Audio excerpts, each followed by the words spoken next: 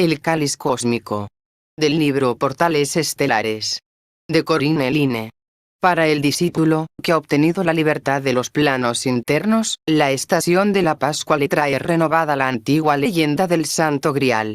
Esta permanece dormida aún en la conciencia de las masas, en las cuales el actual materialismo científico ha causado que los sentidos espirituales permanezcan dormidos. Pero para el discípulo, en él estos sentidos se están despertando, las leyendas antiguas están vivas y llenas de sentido, ahora aún más que en los tiempos pasados. En cada época existen, aunque estén hundidas en el materialismo o la corrupción psíquica, las tradiciones germinales o leyendas, que no pertenecen al tiempo, sino a la eternidad. Ellas iluminan con tierna y suave luz dentro del alma y despiertan veladas, fragantes memorias, que hacen brotar de eventos pasados que impactaron profundamente en la conciencia de la raza y no pueden ser olvidados. Entre ellas está la dulce y antigua leyenda que nos llegó de Galilea, la búsqueda del Santo Grial. El Grial fue el cáliz en el cual el Señor, Cristo, celebró el rito de la Eucaristía con los más avanzados de sus seguidores en el aposento alto en Jerusalén, justo antes de la crucifixión. Este mismo cáliz, de acuerdo con la leyenda conocida, fue usado por uno de sus discípulos para recolectar la sangre que fluía de su costado herido en el Calvario. Como la Eucaristía y el suceso del Calvario tienen el más profundo esoterismo de la religión cristiana, es evidente que la búsqueda del Santo Grial debe descansar en las mismas raíces de los misterios cristianos. Fue en dos salones en los que la Santa Cena se sirvió. Uno de estos estaba ocupado por las mujeres discípulos, el otro por los hombres. La mesa de las mujeres estaba presidida por la bendita María, la de los hombres, por el Maestro. Ambas polaridades, el secreto de la fuerza eucarística, estaban no solo presentes en el pan y el vino, sino también en el dual agrupamiento de los discípulos asistentes. La iniciación no puede alcanzar su ulterior desenvolvimiento hasta que el hombre y la mujer, tomados de la mano, pasen entre las dos columnas que guardan el portal de la verdad eterna. La enseñanza interna ha sido olvidada por muchos grupos esotéricos, los masones entre ellos. El gran Agnatón, el mensajero del Cristo en el antiguo Egipto y sumo sacerdote de los misterios durante su vida, confió el sublime misterio del divino femenino a su reina, Nefertiti. La espléndida pirámide de Gizeh se alza como un memorial a la antigua iniciación egipcia y a su lado está la Esfinge, emblema de los misterios del divino femenino.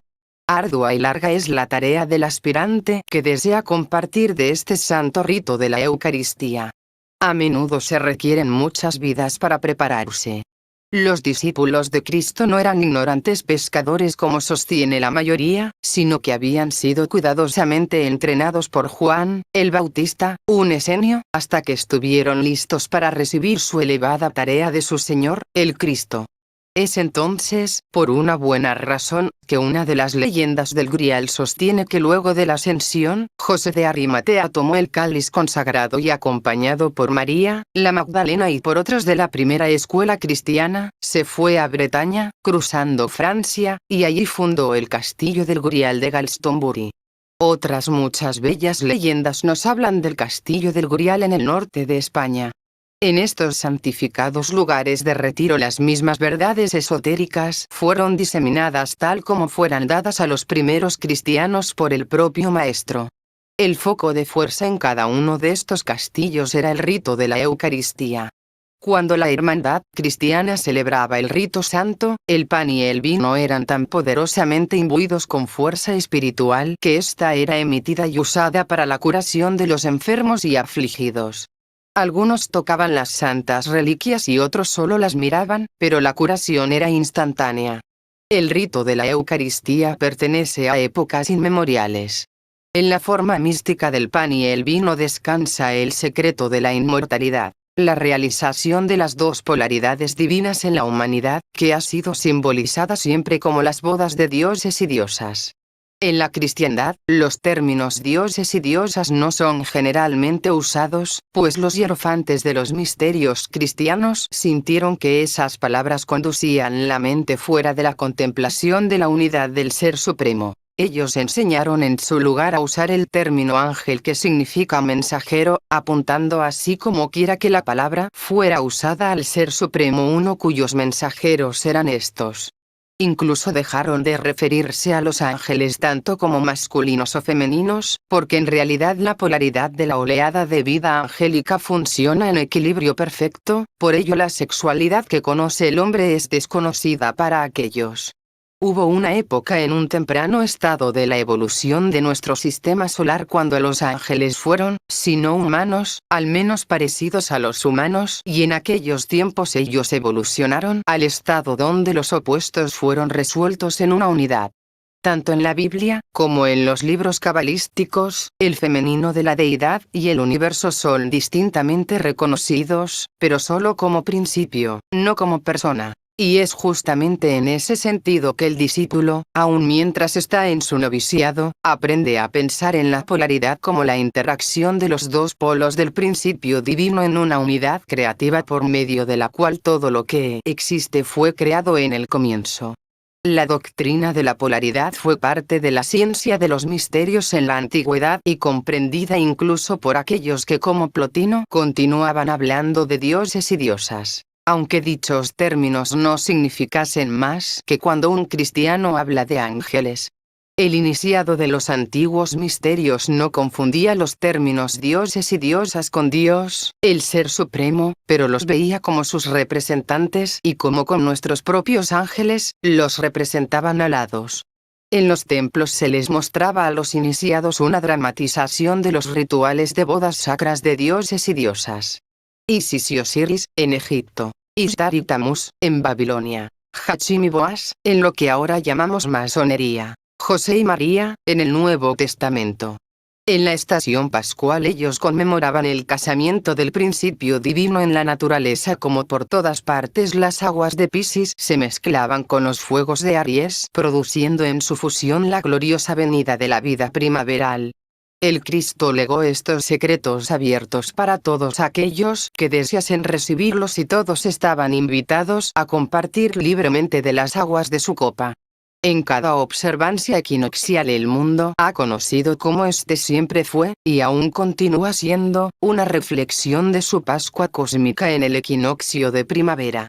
La Pascua bíblica es la forma de la vieja dispensación que ha sido reemplazada por la Eucaristía, la rúbrica de la nueva dispensación cristiana. Así, el místico mes de marzo, Piscis, el grial cósmico encuentra su reflejo en los verdes brotes que van reventando y que están iluminados por la blanca fuerza vital. Griales en miniatura brotando del corazón de la naturaleza por la fuerza mágica del tiempo pascual para estallar en un mundo de hadas, de hojas y pimpollos.